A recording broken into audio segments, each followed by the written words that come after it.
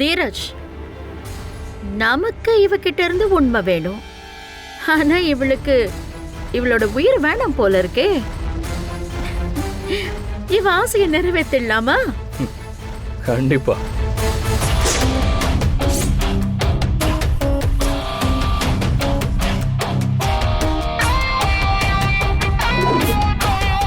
இங்க பாரு, என்னோட தொழிலே அரசியல் தான்.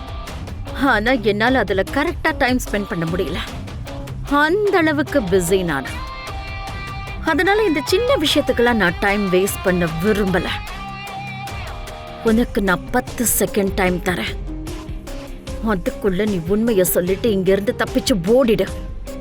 இல்லைன்னா 11வது செகண்ட் நான் உன்னை காலி பண்ணிடுவேன். 1 2 3 4 5 6 7 8 9. மேடம் என்ன எதுவும் பண்ணிடாதீங்க மேடம். நான் உண்மையை சொல்லிடுறேன்.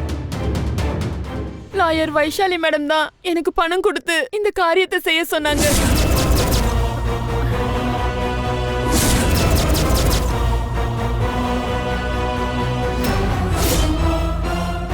வைஷாலி ஆண்டியா? ஏய், நீ சொல்றது உண்மையா? சத்தியமா உண்மை. அவங்க சொல்லிதான் நான் செஞ்சேன். ஆனா ஏன் எதுக்குன்னு நிஜமாவே எனக்கு தெரியாது. எனக்கு தெரியும். சரி, இனிமே நான் உன்னை ஒண்ணும் செய்ய மாட்டேன். கிளம்பு. தீரஜ், கிளம்பு. மேடம், வைஷாலி மேடம் கிட்ட என்ன மாட்டி விட்டுறாதீங்க மேடம். நான் இனிமே உங்க பக்கம் கூட தலை வச்சு படுக்க மாட்டேன். Please madam.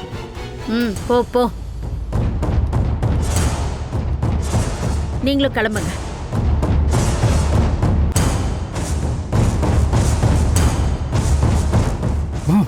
என்னம்மா அது? எனக்கும் ஹாசனுக்கும் கல்யாணம் நடக்க கூடாதுங்கிறதுக்காக வைஷாலி ஆண்டி இந்த அளவுக்கு யோசிக்க ஆரம்பிச்சிட்டாங்க. கிரிமினல் லாயர்ல அதான் கிரிமினல்ஸோட பழகி பழகி அவ புத்தியும் இப்படி கிரிமினலா யோசிக்க ஆரம்பிச்சிருச்சு. நீ ஒண்ணு கவலைப்படாத.